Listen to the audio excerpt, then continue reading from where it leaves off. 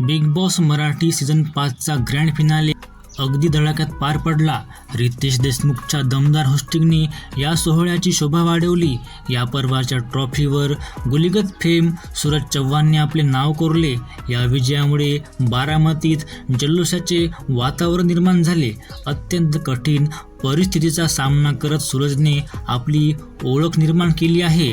Big बॉसच्या घरात प्रवेश केल्यानंतर त्याच्या खेळाबद्दल शंका असलेल्या घरातील सदस्यांसह प्रेक्षकांनी देखील सूरजच्या खेळाचे कौतुक केले. त्यांनी सर्वांचे मन जिंकत अखेर मानाची ट्रॉफी देखील पटकावली. नुकत्याच पार पडलेल्या महाअंतिम सोहळ्यात सूरजच्या भावी करिअरबद्दल एक मोठी घोषणा करण्यात आली. कलर्स मराठीचे प्रमुख केदार शिंदे यांनी झापूक झुपूक या नवीन चित्रपटाची घोषणा केली, ज्यात सूरज चव्हाण एक प्रमुख भूमिका साकारणार आहे. सूरजला या महत्त्वाच्या भूमिकेसाठी निवडल्याचे ऐकून सर्वांनी त्याचं कौतुक केलं. अभिनयाचं कोणतंही औपचारिक शिक्षण न घेतलेला सूरज हा मोठा बिग बजेट चित्रपट मिळवण्यात यशस्वी ठरला आहे, जे अनेकांना समजण्यापलीकडचे आहे.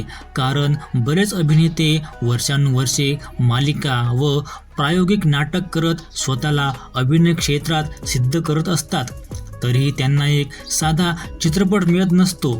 याच कारणामुळे एका लोकप्रिय मालिकेत काम करणाऱ्या अभिनेत्याने सोशल मीडियावर सूरजचे कौतुक करताना त्याला सूचक टोमणा देखील मारला आहे. हा अभिनेता म्हणजे सुखमंजन की कायस्थमधला मल्हार म्हणजेच अभिनेता कपिल होनराव.